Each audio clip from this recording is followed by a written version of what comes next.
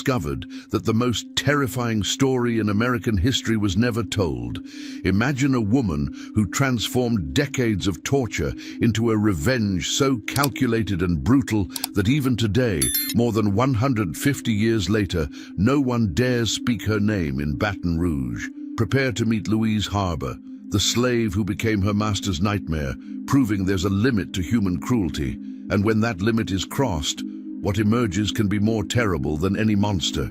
Before we begin, subscribe to the channel, hit the bell icon, and tell me in the comments where you're watching from, because you'll be witnesses to a story that will forever change your perception of justice and revenge. Baton Rouge, Louisiana, 1859. 2 nights, 5 men, and a truth no one was prepared to face. The sun rose over Beauregard Plantation as it always did, golden, warm, indifferent to the suffering it witnessed daily.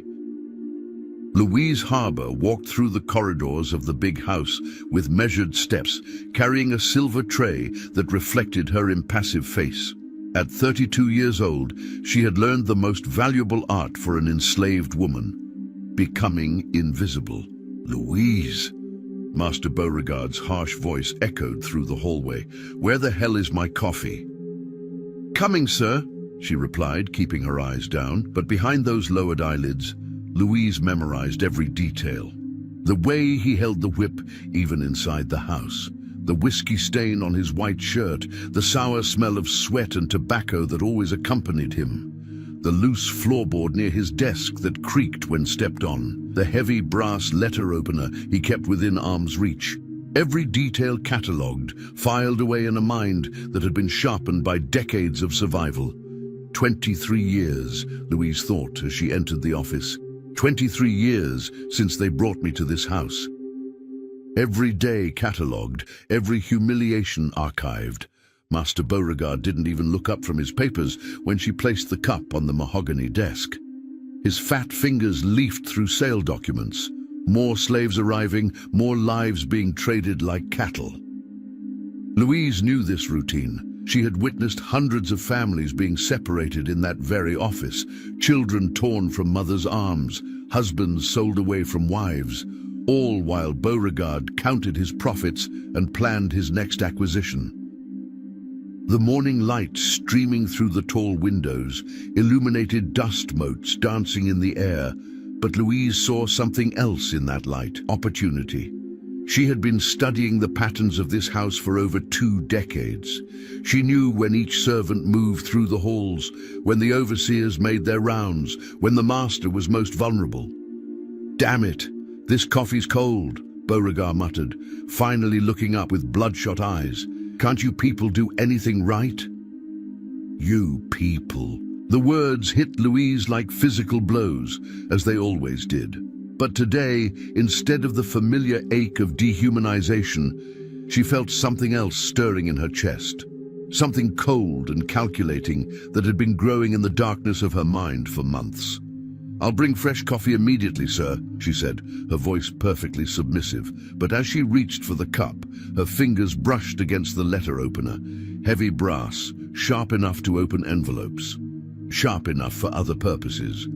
"Tell Overseer Johnson I want to see him," Beauregard said, returning to his papers. "And have Sarah prepare the back room. We have visitors coming tonight." Louise felt a familiar chill run down her spine. The back room. She knew exactly what that meant. Another night where white men would come to inspect the enslaved women, choosing their victims like picking fruit at market. Another night of screams muffled by thick walls and heavy curtains.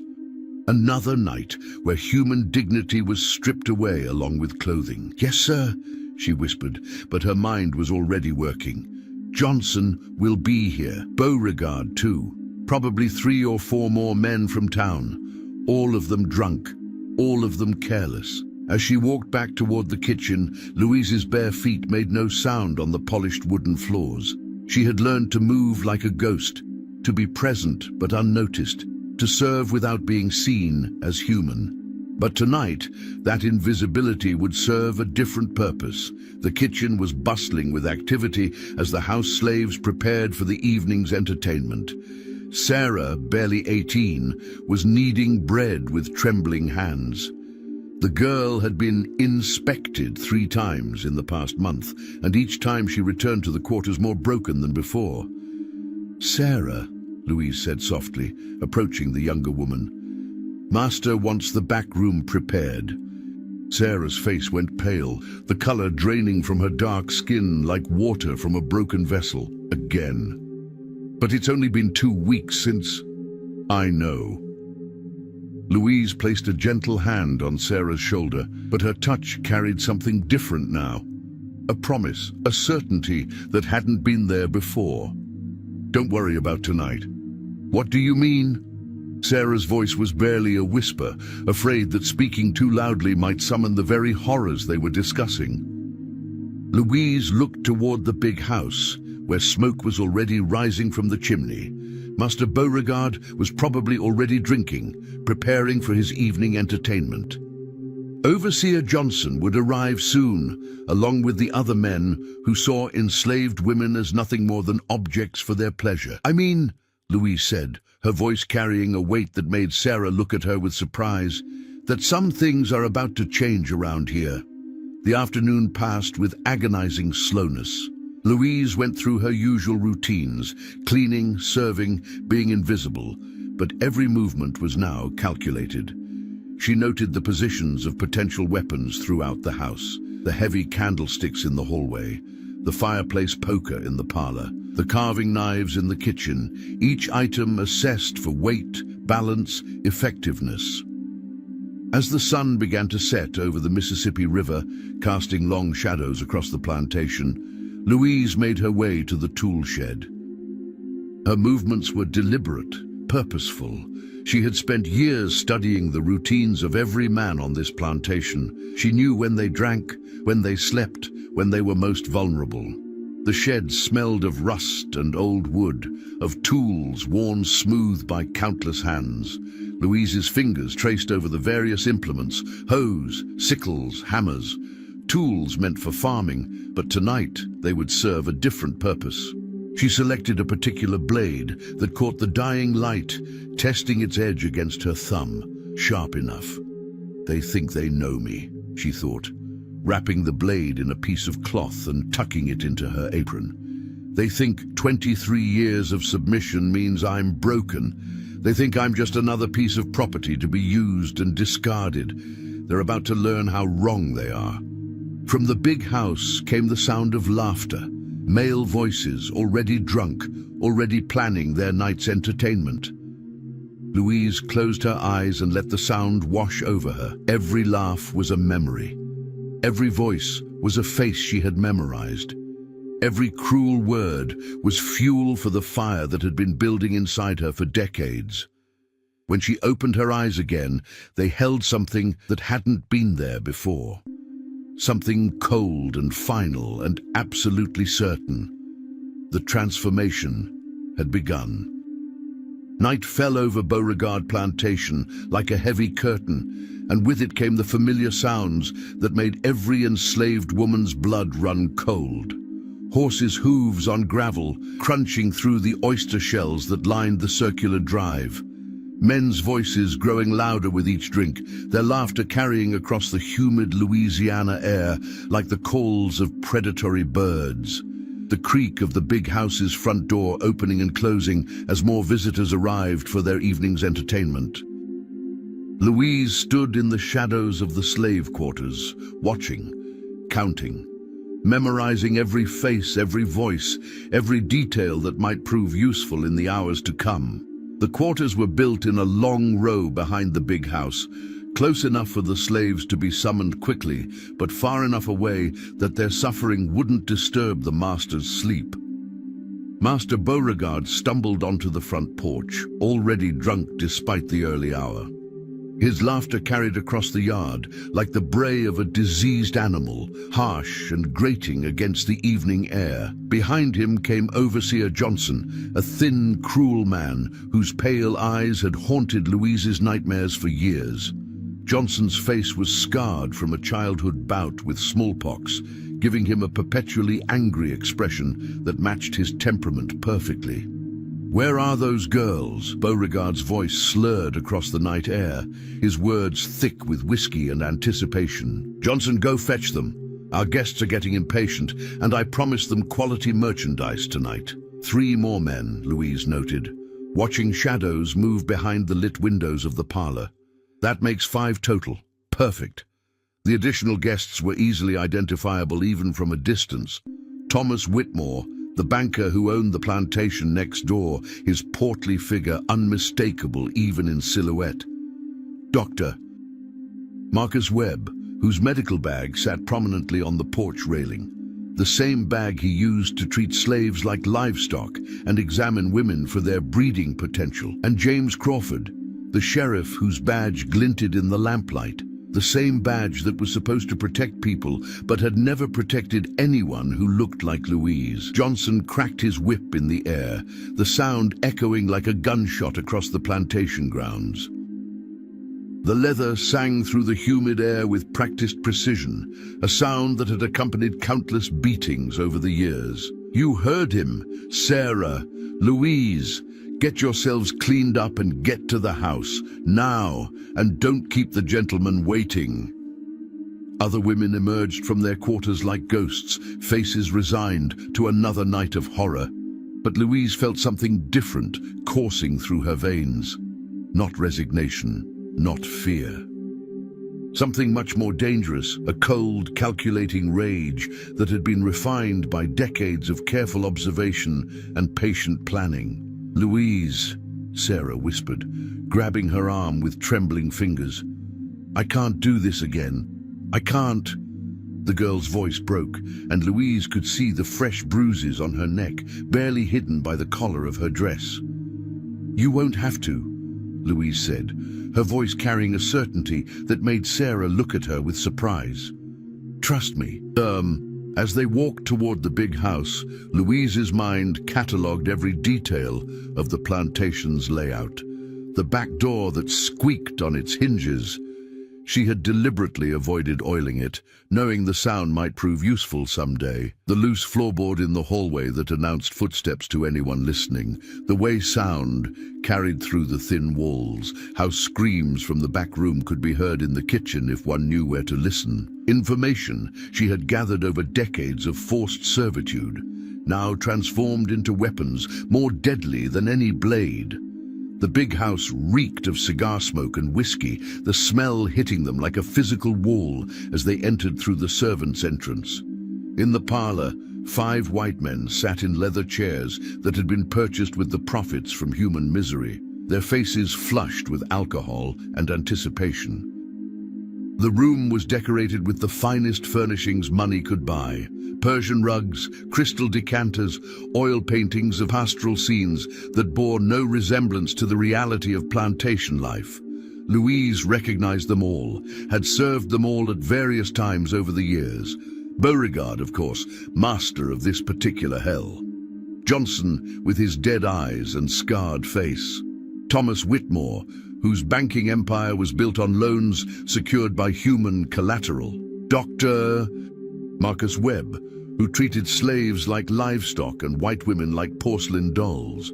And James Crawford, the sheriff who turned a blind eye to every atrocity committed within his jurisdiction. "Well, well," Beauregard leered as the women entered, his eyes already glassy with drink. "Gentlemen, as promised, take your pick of the finest stock in Louisiana." Louise kept her eyes down, playing the role she had perfected over decades. But inside, she was mapping the room with the precision of a military strategist. 5 men, 2 exits, the main door they had entered through, and French doors leading to the garden. Multiple weapons within reach, fireplace poker, heavy crystal decanter, brass candlesticks, letter opener on the writing desk. They think they're predators, she thought, watching Crawford's hands already reaching for Sarah with the casual entitlement of a man who had never faced consequences for his actions. Tonight they learn what real predation looks like.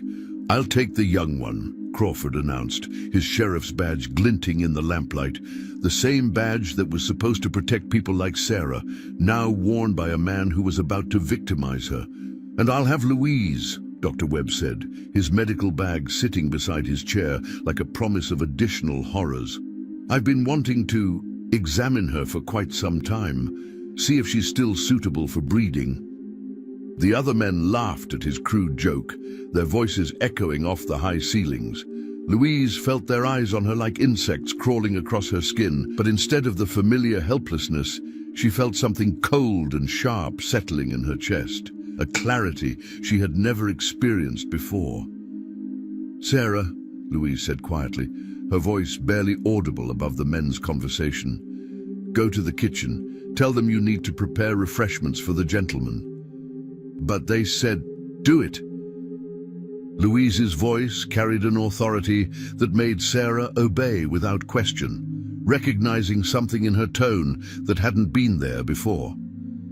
As Sarah disappeared toward the kitchen, Louise began moving through the room, refilling glasses, lighting cigars, playing the perfect servant.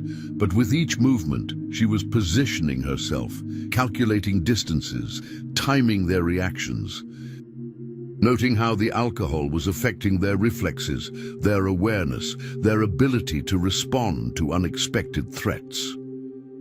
"You're awfully quiet tonight, Louise," Beauregard observed, his words slurring together as he reached for his glass. "Usually you put up more of a fight. Have we finally broken that spirit of yours?" "No fight left in me, Master," Louise replied, her voice perfectly submissive. "That's what you think."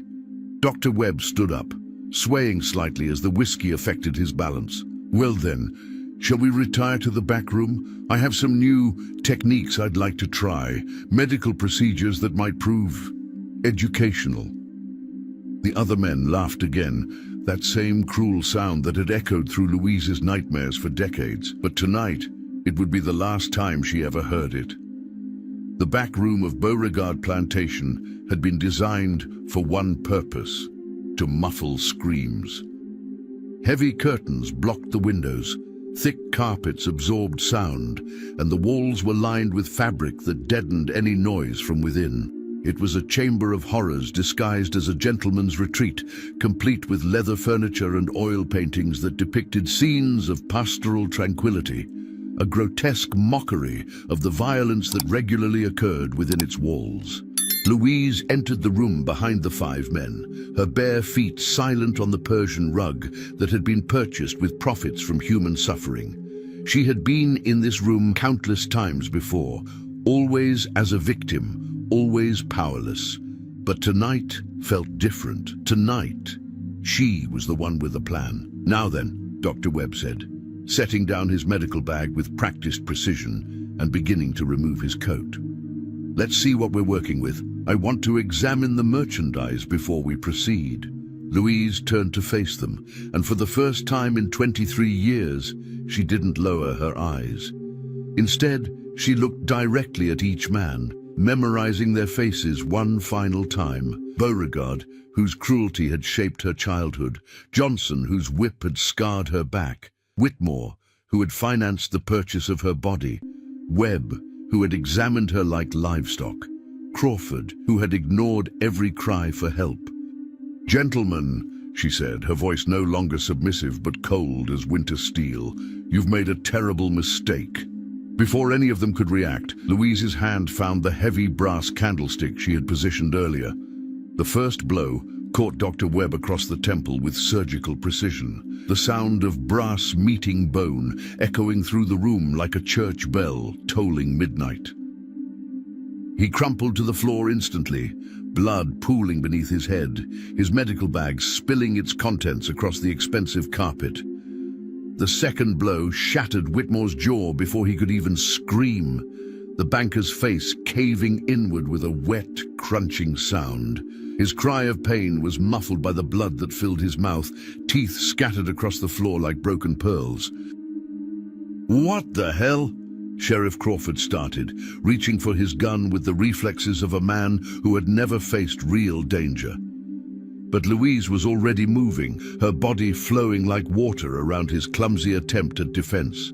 She had spent decades studying these men, learning their weaknesses, their habits, their fears. Crawford was slow when drunk, always fumbling with his holster. Beauregard was a coward who relied on others to do his dirty work. Johnson was vicious but stupid, prone to blind rage that made him careless. The candlestick caught Crawford's wrist with a sickening crack, the sound of breaking bone clearly audible in the confined space. His scream pierced the night air as his pistol skittered across the floor, but the thick walls of the back room swallowed the sound just as they had swallowed so many others over the years. "You crazy bitch," Johnson snarled, lunging forward with his whip raised, spittle flying from his scarred lips. But Louise had anticipated this reaction, had planned for it. She dropped low, sweeping his legs with a move she had learned from watching the men train their hunting dogs. Johnson crashed into the heavy oak table with bone-jarring force, the impact driving the breath from his lungs and leaving him gasping like a landed fish. The whip fell from his nerveless fingers, coiling on the floor like a dead snake. 3 down, Louise thought, her mind working with mechanical precision. 2 to go.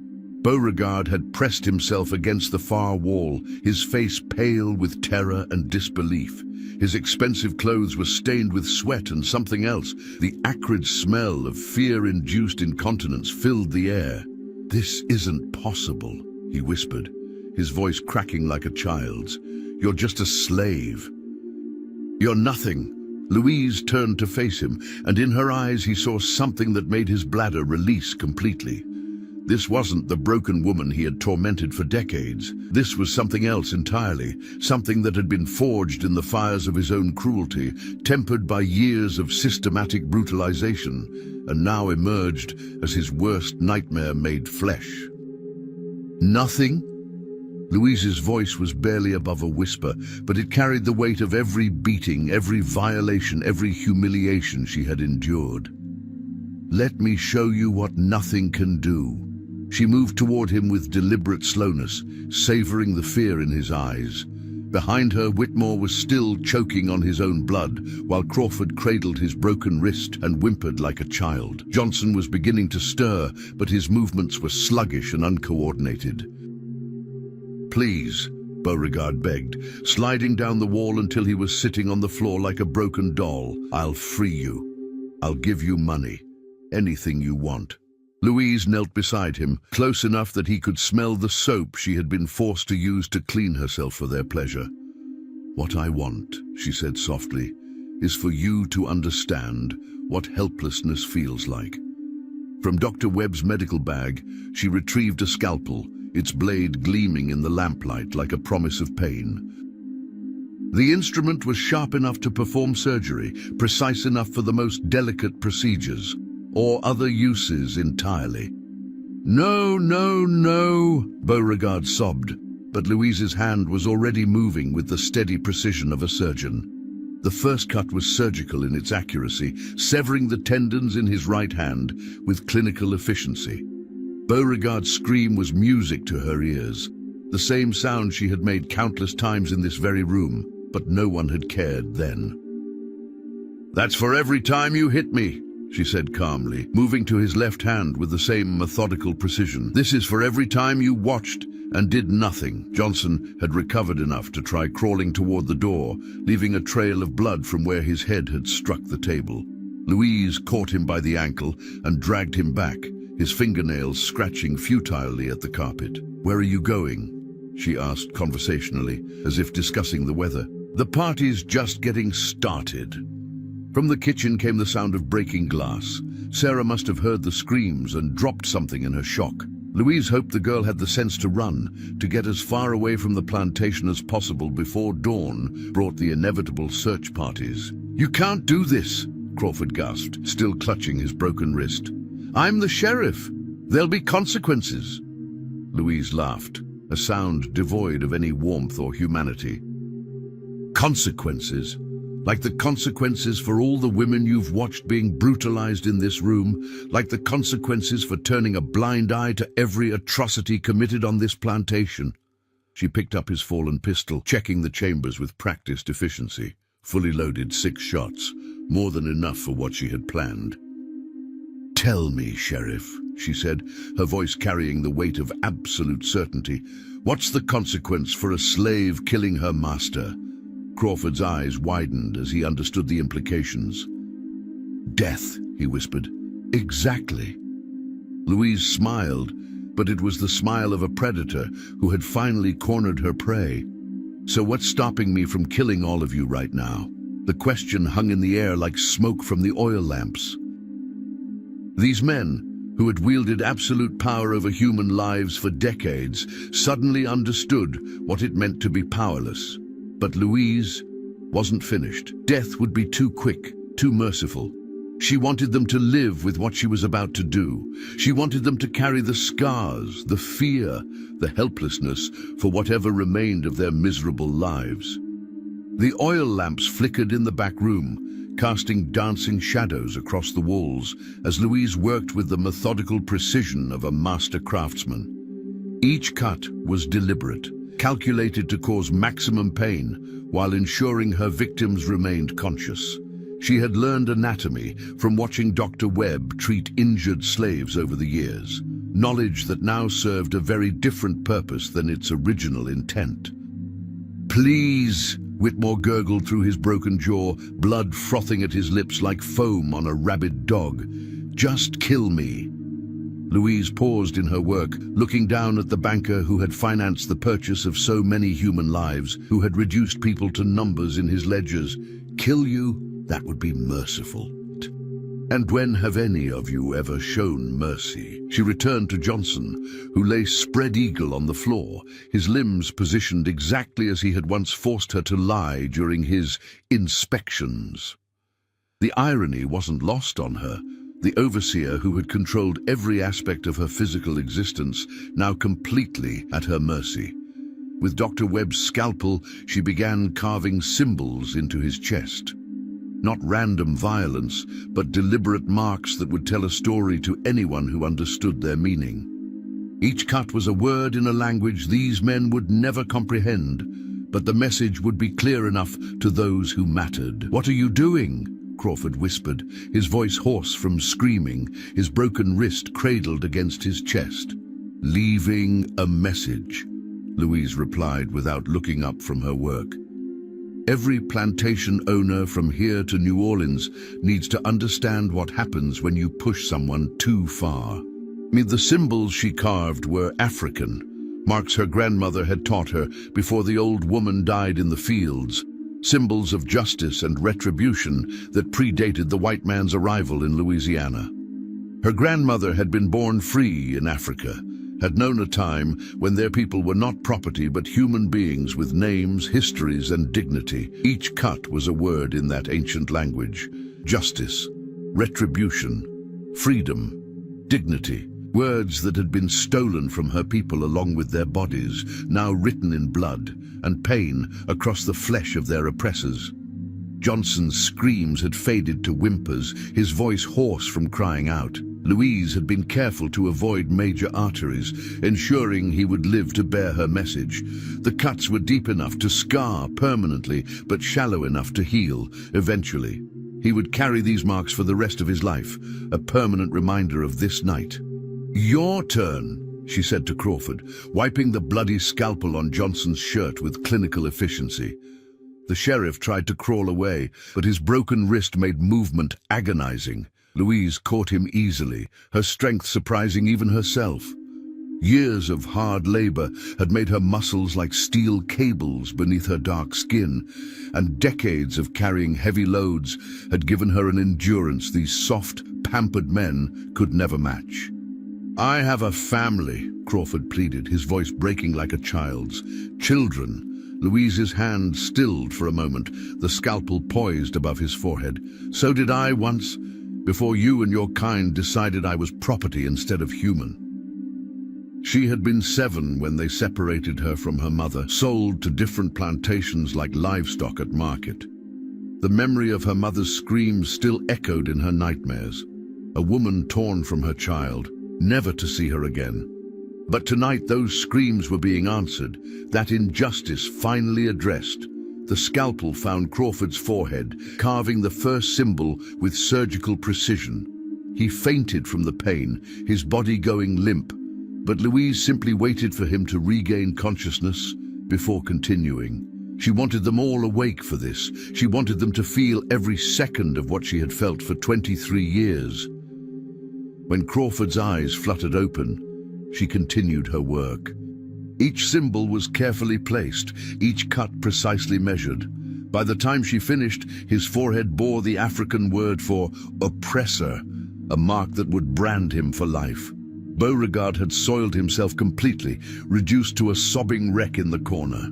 His hands, now useless thanks to her precise cuts, hung at his sides like broken wings. Louise saved him for last. The master deserved special attention. "Do you remember," she said conversationally as she worked on Crawford, "the night you brought your son here, little Charles, wasn't it? 16 years old, and you wanted to make him a man using my body." Beauregard's sobs grew louder, his entire body shaking with terror and shame. That was different. You're not like us." Louise's laugh was sharp as broken glass, cutting through the air like a blade. "No, I'm not like you. I'm better. I never chose to hurt innocent people for pleasure." She finished with Crawford and moved to Whitmore, who had mercifully passed out from blood loss. The banker's face was a ruin, but he would live, they would all live, carrying her message written in scars across their flesh for the rest of their days. From outside came the sound of horses approaching, their hooves thundering against the packed earth of the plantation road. Louise froze, listening intently. Multiple riders, moving fast. Someone had heard the screams despite the thick walls, or perhaps Sarah had run to the neighboring plantation for help. Time to finish this, Louise thought, moving quickly to Beauregard with renewed urgency. "No, please," he begged as she knelt beside him, his voice barely a whisper. "I'll change. I'll free all the slaves. You'll do nothing," Louise said, placing the scalpel against his throat with steady hands. "Because you'll be too busy explaining to everyone how a helpless slave woman did this to 5 armed men." She didn't cut his throat. That would be too quick, too merciful. Instead, she carved her final message across his forehead, the African symbol for justice. Let him wear it for the rest of his life, a permanent reminder of this night and the reckoning that had been 23 years in the making. The horses were closer now, voices shouting in the distance. Louise stood, surveying her work with the satisfaction of an artist completing a masterpiece. 5 men lay broken and bleeding, marked with symbols that would scar their flesh and their minds forever. They would live, but they would never forget. More importantly, they would never be able to hide what had been done to them. She moved to the window, peering through the heavy curtains. Torches bobbed in the darkness as riders approached the big house. At least a dozen men, probably armed with rifles and pistols. The hunt was beginning, but Louise felt no fear, only a strange sense of completion. She had done what needed to be done. The message was sent. Now came the consequences, and she was ready for them. But first, she had one more task to complete. Moving quickly, she gathered Dr. Webb's medical supplies and Crawford's gun. The night was far from over, and there were other plantations nearby, other masters who needed to receive her message. As the riders reached the front of the house, Louise slipped out the back door, melting into the shadows like smoke. Behind her, the screams of the 5 men echoed through the night air, a symphony of justice 23 years in the making. Dawn broke over Baton Rouge like a wound in the sky, painting the Mississippi River the color of dried blood. News of the horror at Beauregard Plantation spread faster than wildfire, carried by trembling voices and wide, terrified eyes. By sunrise, every white man in the parish knew that something unthinkable had happened. A slave had struck back, and struck back hard. Louise moved through the cypress swamps like a ghost, her dark skin helping her blend with the shadows between the ancient trees. She had discarded her slave dress for clothes stolen from a laundry line, men's clothing that allowed her to move freely without the restrictions of corsets and petticoats. The rough fabric chafed against skin that had known only coarse slave cloth, but the freedom of movement was intoxicating. Behind her, she could hear the baying of bloodhounds and the shouts of the search party. They had found the 5 men at dawn, still alive, but forever changed. The sight had sent strong men running from the room, vomiting into the morning air. Some had wept openly at the carnage, unable to comprehend how their ordered world had been so violently disrupted. Let them come, Louise thought, checking the chambers of Crawford's pistol with practiced efficiency. I'm not the same woman who ran and hid for 23 years. She had spent the remaining hours of darkness visiting 2 more plantations, her work becoming more refined with each encounter.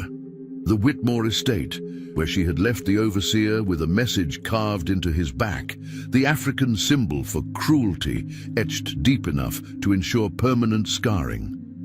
The Morrison place, where she had found the master in his study and given him a very personal lesson in helplessness, marking his hands with symbols that would make it impossible for him to hide what had been done to him. 7 men now bore her marks.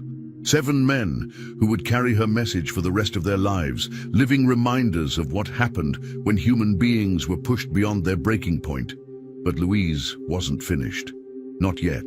There were dozens more who needed to learn this lesson. The sound of horses splashing through swamp water grew closer. Louise climbed higher into the massive oak tree where she had taken refuge, her movements silent and sure. From her perch, she could see the search party, at least 20 men on horseback, led by Colonel Marcus Thibodeau, the most powerful plantation owner in the parish. Thibodeau was a man who commanded respect through fear. His plantation, one of the largest and most brutal in Louisiana. He sat his horse like a military commander, which he had been during the Mexican War, and his voice carried the authority of someone accustomed to absolute obedience. "Spread out!" Thibodeau's voice boomed across the water, echoing off the cypress trunks. "She can't have gone far. A slave woman, alone in the swamps. She'll be dead by nightfall if we don't find her first." Louise smiled grimly at his words. They still thought of her as a helpless slave woman, despite the evidence of what she was capable of. Their arrogance would be their downfall, just as it had been for Beauregard and the others. One of the riders broke away from the group, following a false trail Louise had deliberately left. She had learned tracking from watching the overseers hunt runaway slaves, and now she used that knowledge to lead her pursuers astray. The rider was young, probably the son of a plantation owner, out for what he thought would be an easy hunt. Louise waited until he was directly beneath her tree, then dropped silently onto his horse behind him. The animal barely shifted under her weight.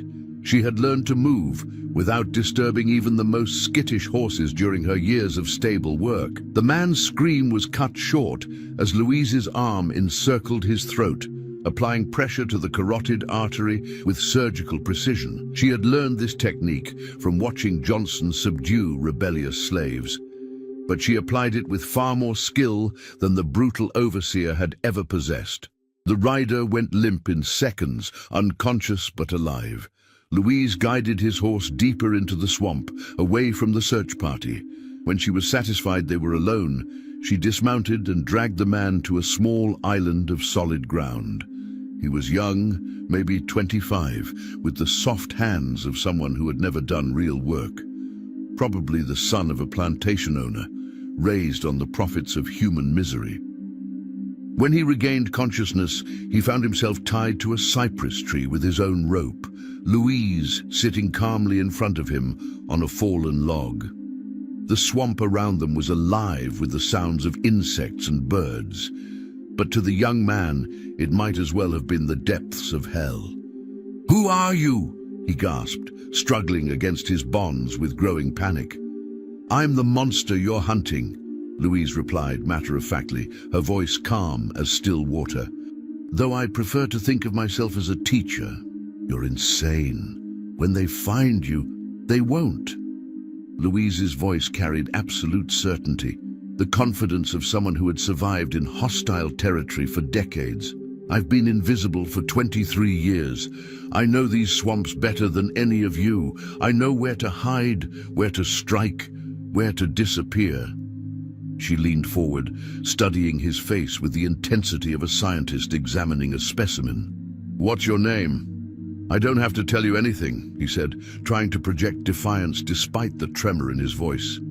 Louise sighed and pulled out the scalpel, its blade catching the filtered sunlight that penetrated the swamp canopy.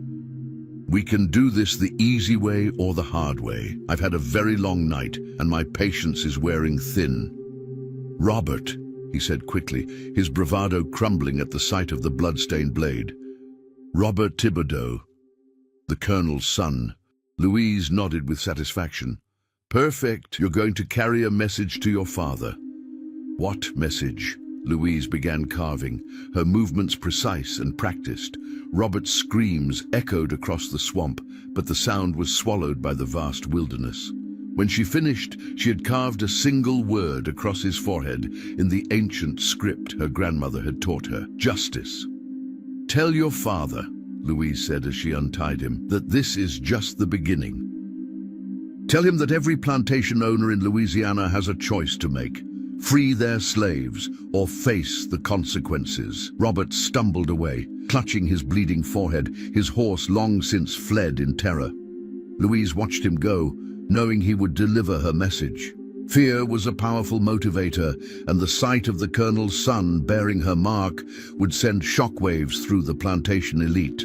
As the sun climbed higher, Louise made her way deeper into the swamp. She had prepared for this moment for years, secretly caching supplies in hidden locations throughout the wetlands: food, weapons, medicine, everything she needed to wage her private war against the system that had enslaved her people. The search party's voices grew fainter as she moved away from them, their shouts and curses fading into the background noise of the swamp. They were looking for a frightened runaway slave, not a calculating predator who had turned their own tactics against them. 2 nights, Louise thought, settling into a hidden camp she had prepared months ago. 7 men marked, but there are dozens more who need to learn this lesson. The Rousseau plantation sat like a white jewel against the dark Louisiana landscape, its columns gleaming in the moonlight like the bones of some ancient beast. Louise crouched in the sugarcane fields, watching the house through eyes that had learned to see in darkness. She had been observing for 3 hours, cataloguing every movement, every pattern, every weakness in their defenses. Master Henri Rousseau was hosting a dinner party. She could see the shadows of guests moving behind the lit windows, hear the clink of crystal and the rumble of masculine laughter. The same laughter that had echoed through her nightmares for decades, the sound of men who believed themselves untouchable, above consequence, beyond the reach of justice. Perfect, Louise thought, adjusting her grip on Crawford's pistol. More witnesses to carry the message. She had spent the day moving through the swamps, evading the search parties that combed the wetlands with increasing desperation. The news of Robert Thibodeau's encounter had spread like wildfire, and fear was beginning to take hold among the plantation elite. Some had already begun hiring additional guards, posting sentries, turning their homes into fortresses. But fear wasn't enough. Louise wanted terror. She wanted them to understand the helplessness their victims had felt for generations, to experience the constant dread that came with knowing violence could strike at any moment. Moving like smoke through the cane fields, Louise approached the plantation house from the rear. The slave quarters were dark and silent. The inhabitants had learned long ago to make themselves invisible when their masters entertained guests. But Louise could sense their presence, could feel their eyes watching from behind shuttered windows as she passed. The kitchen door was unlocked, as she had expected.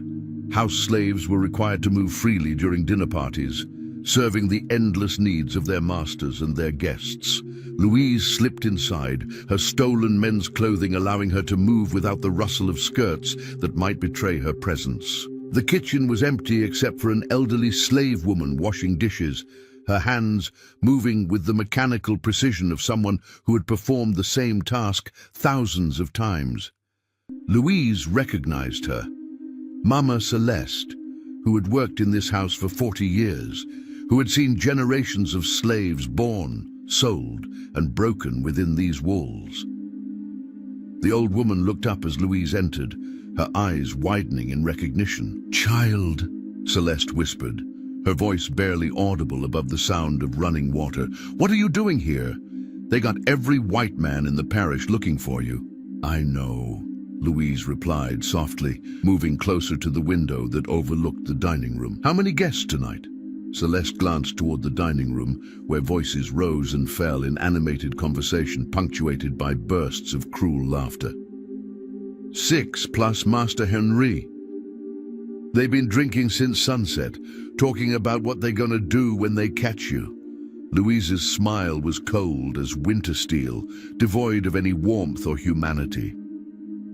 "They're about to find out." She moved through the servants' passages that honeycombed the old house, routes she had learned during her years of forced visits to various plantations. These hidden corridors allowed slaves to move unseen, to appear and disappear like ghosts in service of their master's comfort. Tonight, they would serve a very different purpose.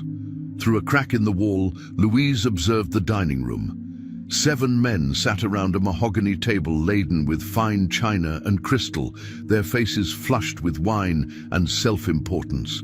She recognized them all: plantation owners, overseers, men who had participated in the systematic brutalization of her people for decades. "The bitch has to be caught," Master Henry was saying, his voice slurred with alcohol and thick with hatred. "What she did to Beauregard and the others, it's unnatural. Slaves don't act that way." "Maybe we've been too soft on them," suggested another man, Master Boudreau from the neighboring plantation, his jowls shaking as he spoke. "Maybe it's time to remind them of their place." Louise's hand tightened on the pistol grip. Their place. As if human beings could be assigned places like furniture in a room, as if the color of one's skin determined their worth as a person. "The problem," said a third voice, Overseer Landry, whose whip had scarred countless backs over the years, "is that we let them think too much. Education makes them dangerous." Education. Louise almost laughed at the irony. These men feared knowledge because they understood, on some primitive level, that their entire way of life was built on ignorance and brutality. They knew that if their slaves truly understood their situation, if they realized their own power, the whole system would collapse overnight. She waited until the servants had cleared the main course and retired to the kitchen, leaving the 7 men alone with their wine and their arrogance. Then she stepped out of the shadows and into the dining room, Crawford's pistol held steady in her hand. "Good evening, gentlemen," she said conversationally, her voice cutting through their laughter like a blade. The reaction was immediate and satisfying. Wine glasses shattered on the floor as hands jerked in shock. Master Henry's face went white as parchment, while Overseer Landry reached instinctively for a weapon that wasn't there. The carefully ordered world of the plantation elite had been invaded by their worst nightmare, a slave who refused to know her place. "The devil," someone whispered, his voice cracking with terror. "Not the devil," Louise corrected, moving around the table slowly, keeping the gun trained on the group. "Just a woman who's tired of being treated like an animal." She moved around the table slowly, her bare feet silent on the polished wooden floor. "Please don't let me interrupt your dinner conversation. You were discussing education, I believe. How knowledge makes slaves dangerous. You're making a mistake," Master Henry said, trying to project authority despite the tremor in his voice. "Kill us, and they'll hunt you to the ends of the earth." "Kill you?" Louise's laugh was sharp as broken glass, echoing off the high ceilings. "Gentlemen, you misunderstand my purpose. I'm not here to kill you, I'm here to educate you." From her belt, she drew Dr. Webb's scalpel. The blade caught the candlelight, gleaming like a promise of pain to come. 3 months had passed since the first night at Beauregard Plantation, and Louisiana had changed in ways that no one could have predicted. The name Louise Harbour was whispered in parlours and shouted in newspapers across the South, spoken with a mixture of terror and grudging admiration that made the plantation elite uncomfortable. Some called her a demon, others a revolutionary. But everyone knew her message, and everyone understood that the old order was crumbling. Louise stood on the deck of a steamboat bound for New York, watching the Louisiana shoreline fade into morning mist. She wore the dress of a free woman now, simple but clean, purchased with money taken from her victims during her 3-month campaign of terror. Her hair was uncovered, flowing freely in the river breeze, her back straight with a dignity she had never been allowed to show during her years of bondage. Behind her, the state she was leaving bore the scars of her systematic campaign. 14 plantation owners had received her personal attention, each one marked with symbols that would remind them daily of their crimes. Dozens more had freed their slaves, rather than risk a midnight visit from the woman the newspapers called the Phantom of Baton Rouge. The transformation hadn't been immediate or easy. After the second night, the authorities had mobilized every resource to capture her. Hundreds of men with dogs and guns had combed the swamps, but Louise had always been one step ahead. She knew the land better than her hunters, understood the rhythms of the bayou, and she had allies they never suspected. The slave network had protected her, hidden her, fed her information about which masters were the cruelest, which overseers the most brutal. For the first time in their lives, enslaved people had seen one of their own strike back successfully, and the effect had been electric. Word spread through the quarters like wildfire. There was someone fighting back, someone who refused to accept the system that had ground them down for generations. Not all of them understood, Louise thought, remembering the fear in some slave's eyes when they looked at her. They were so broken they couldn't imagine fighting back. But others had been inspired. Reports of slave rebellions had begun trickling in from across the South.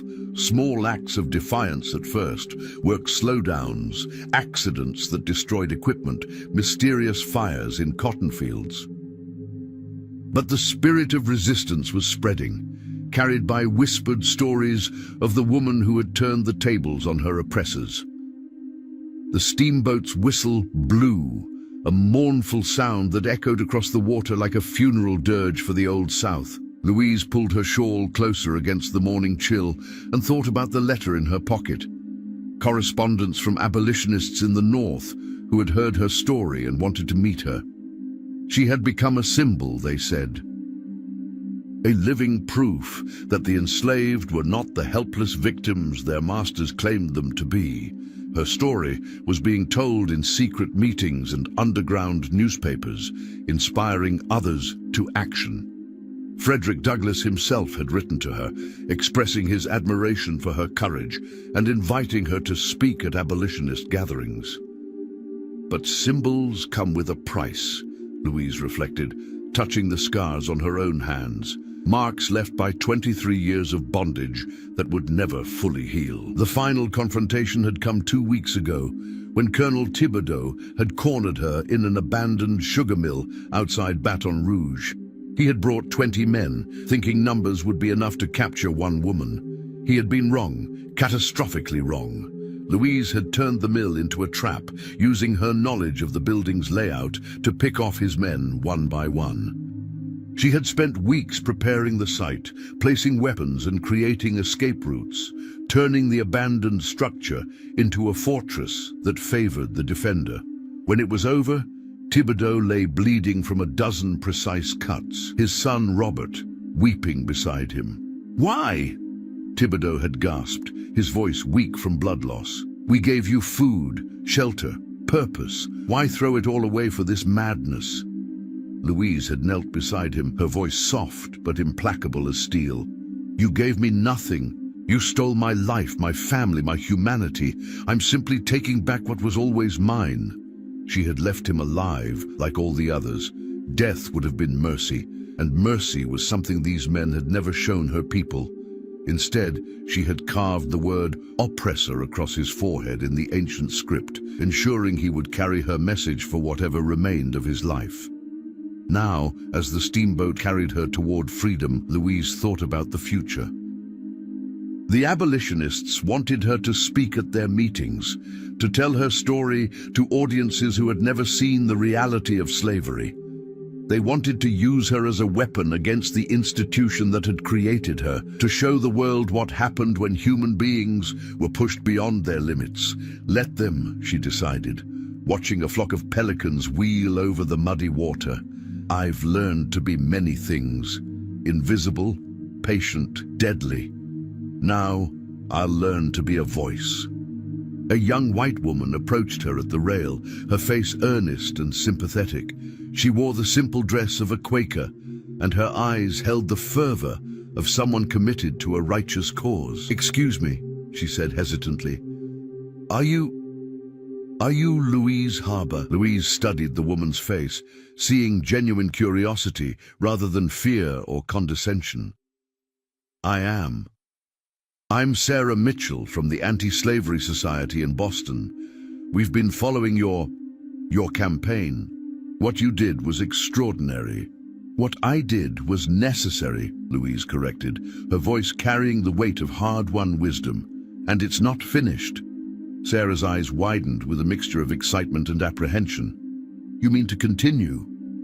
Louise looked back toward Louisiana, where smoke was still rising from plantations that had accidentally caught fire in the night. The system that had created her was wounded, but not dead, and she knew there would be others like her, others who would reach their breaking point and decide to break back. "The system that created me is still in place," she said, her voice carrying across the water like a promise. "As long as human beings are bought and sold like cattle, there will be others like me, others who reach their breaking point and decide to break back." She turned to face Sarah fully, and the young abolitionist saw something in her eyes that made her step back involuntarily. It was the look of someone who had stared into the abyss of human cruelty and emerged transformed, tempered by fire into something harder and more dangerous than her oppressors had ever imagined possible. "I'm going north to tell my story," Louise continued, her voice growing stronger with each word, "to show people what slavery really creates. Not grateful servants or happy workers, but human beings pushed beyond their limits. And when those limits are reached..." She didn't finish the sentence. She didn't need to. The scars on 14 Louisiana plantation owners spoke eloquently enough, and the fear in the eyes of countless others told the rest of the story. As the steamboat rounded a bend in the river, Louise Harbour disappeared from Louisiana forever. But her legacy remained, written in blood and fear across the landscape of the antebellum South. The slave who had become a nightmare was gone, but in her place stood a free woman with a story to tell and a revolution to inspire.